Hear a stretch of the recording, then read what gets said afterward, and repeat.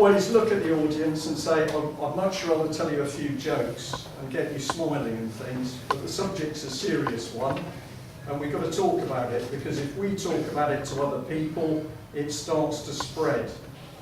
I was out in my back garden about a week ago, 2 weeks ago, sunny day. Next door, one neighbour, young guy and his wife and a couple of small kids moved in recently. I hadn't had a chance to talk to him, so I started talking. And he said, I saw something about you in the local paper, and that's because I had a go at standing in the election, not because I wanted to do it, but just to see what happened. So we talked, and the next minute he said, I'm really worried about what's happening. And I said, why is that? And he said, well, there's something going on in this country and I don't like it.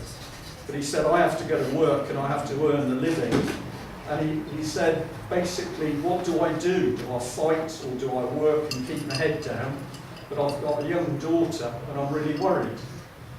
And we talked on a bit, and then the next minute he said, well, actually, I read David Icke. How many of you have read any of David Icke's stuff? Yeah. I'm going to say exactly the same thing. It's very interesting that stuff that David Icke is writing and talking about is there agreeing with what other people are talking about.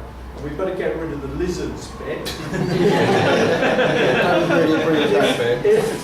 If you come in from a Christian background, which is where I generally come from, that could cause David some problems because he doesn't like religion, but I don't think religion and faith are the same things, but we're not going to go down there tonight. But we'd label this stuff demonology. We'd say that basically what you're looking at is satanic. And it's very interesting because when I had a chat a little while ago with David Icke, and we were talking about mind control, and he said, well, it's very simple, Brian, whenever there's satanic stuff going on, there's mind control. Whenever there's mind control, it's satanic. So there's people got different ideas on different bits. I don't agree with all of it. Some people don't agree with bits of what I'm saying, but the pipeline is starting to fill up with the truth. And the truth is there's something really strange going on, and we need to tell people. When we talk, like my next door one neighbour, he goes away and talks to his friends, and it spreads. So the key bit is once you know what's going on, you say, what can I do as an individual? Dead easy, talk to people. The disadvantage is that when you start talking to them, you're going to lose some of your friends. Best thing that can ever happen to you, because the friends that do the bomb bursts are the ones who aren't real friends, and you will make new ones. But we laugh because we go in the pub, because we do have a laugh in between what we're doing, and we're talking about child abuse, we're talking about what's coming with the police state, we're talking about detention camps, we're talking about Satanism, we're talking about eugenics, which is coming into the pipeline, because they are now working towards creation of the master race again. It's real, it's happening. So we sit there having a beer and a laugh and a joke about all this, and the people around us have not got a clue. So we have got to tell them what we know and just get the thing spreading. When everybody knows, or the critical mass, as some people say, when they know what's happening, we've won the battle, really, because the idiots carrying out and doing all the problems, there's only a few of them. How many? Maximum, in my opinion, in this country is probably a few hundred. And since we've got an adult voting population of about 40 million, I think the odds are quite good. So the trick is to actually see who these people are. Right, I've got a few slides. I really had a problem putting things together, because every time I do this, I think, well, I've already talked about this. How do I get the message across? And how do I make it different so that people can actually say, well, okay, there's a new presentation, it's interesting, all the rest of it. And I get frustrated about this. So I thought what I'd do is bring just a few books with me. Because if you go out there, the problem is not where the evidence is, it's the fact there's so much evidence. This is an interesting little book on communism. Now, usually in an audience there are one or two people who are quite interested in in political doctrine, and they'll start talking to me about the finer points of communism or the finer points of National Socialism. And yes, I do talk to BNP audiences because I believe it's very important that we get everybody on board and educated in the right direction. I'll say more about that if you want. But the key thing about communism is you've got to come back to Marx. And the moment you come back to Marx, you've got the baseline for what formed National Socialism and Fascism and communism. And I'm a simple guy, so I look at what both those regimes achieved, and it was death on a scale that we can't imagine because we are fat and comfortable and happy in this country. So if you're a Russian and you can go back and you know that Lenin and Stalin probably got rid of about 60 million people between them, we don't know what Mao Zedong did, we know what Pol Pot got up to, and we know Hitler got rid of a few million people. I just associate a doctrine of death with these people. So I don't want to argue about whether Marx was a good guy or not. I'll just simply say that I believe that people who used his doctrine ran into trouble. This is a very interesting book because it goes a step further. It talks about behind communism. And the interesting thing is, when you get behind communism and you get behind National Socialism, what do you find? The bankers. The bankers. Somebody bankrolled it.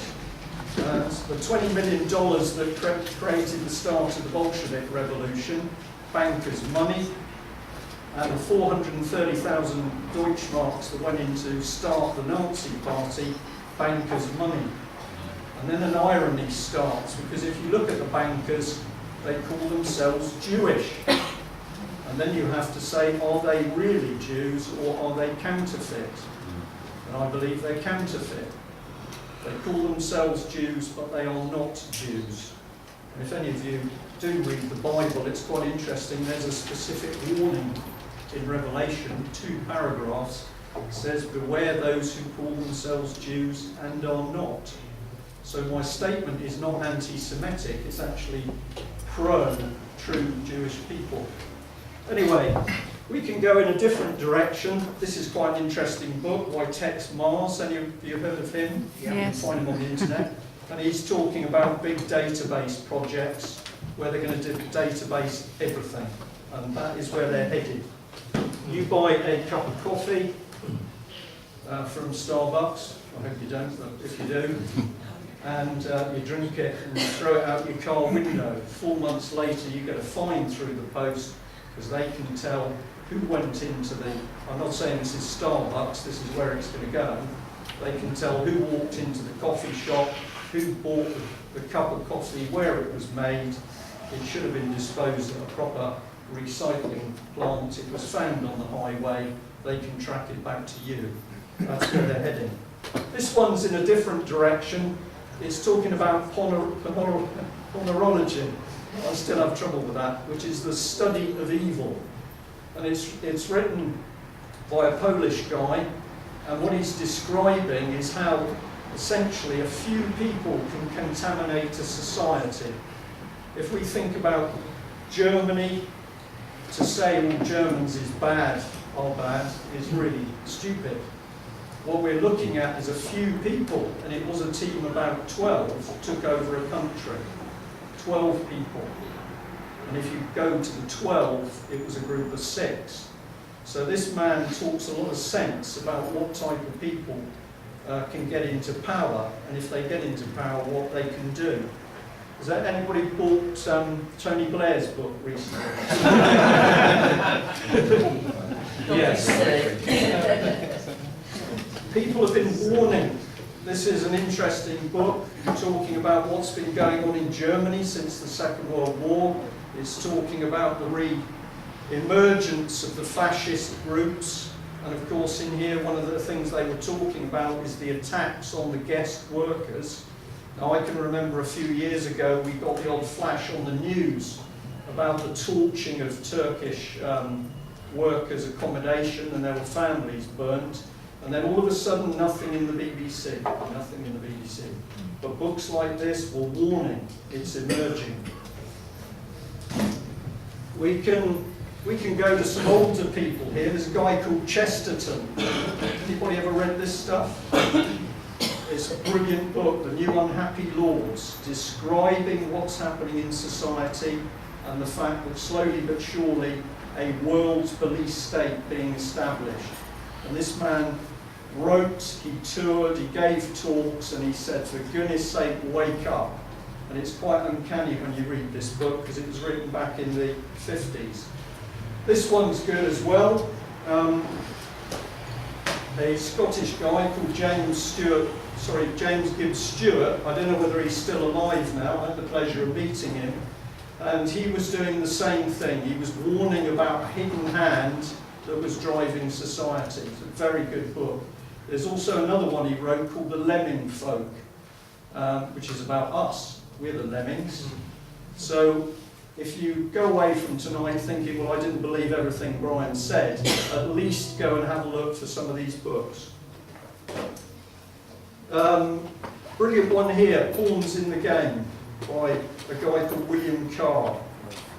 Interestingly enough, quite a few of the people writing about this stuff were in the Navy. That proves we're good guys. Okay, so this is another very good book where he goes through each of the things happening in the world, including this country. There's a lot going back historically. Of course, the Freemasons are covered as well. And then we can go in a different direction. Anybody read this one? It's Christine Keeler's book. Now, Christine Keeler was the prostitute who got involved in the Profumo affair. And basically, she was having relations with the Minister of Defence at the same time as she was also servicing a senior Soviet naval officer from the attaché. Now, she was given a pretty hard time through the courts. And this book is absolutely fascinating because she will tell you what was really going on in this country, high society, in the 1960s. And one of the things she talks about is going to the Astor estate, the Astor family estate. And she said, yes, she got involved in orgies, so that was going on there. But she said she would never get involved in the satanic stuff. So that was going on there. Okay? Now, the Profumo affair erupted with some photographs being delivered to the editor of the Daily Sketch newspaper. And the photographs were of an orgy, and they were unique photographs because they were taken on a Polaroid Instamatic camera. And at that time, there were only 3 of those cameras in the UK, and they were so new and so secret that they were held by the Ministry of Defence. So now we can say, there's connections in with the Ministry of Defence. Well, the main story is that Profumo took the rap because in the orgy were members of the royal family. That's what the circumstantial evidence says, but I recommend that book. I'm getting there, bear with me, this is only the introduction. Now this one came out a while ago, and Maggie Thatcher got her knickers in a really big twist, because Peter Wright was an MI5 guy, and they messed him around and didn't give him a pension. And he basically wrote a book to earn his pension. And they tried to ban it. We ended up where it was banned in the UK, but on sale everywhere else in the world. Eventually they gave in. But what's interesting with this guy is when he was in MI5, he began to believe that there was massive penetration of the secret services. There were moles. Now, in his view, they were communist Soviet moles. Burgess and Blunt were part of it, but the key bit he said is the penetration happened in the 30s, and they got into the key universities, Cambridge and Oxford. That's where they recruited them, and they were very keen on anybody with a dirty little secret. And in those days, homosexuality was something that they could really latch on to, because you could lose your job, you could be imprisoned at one stage.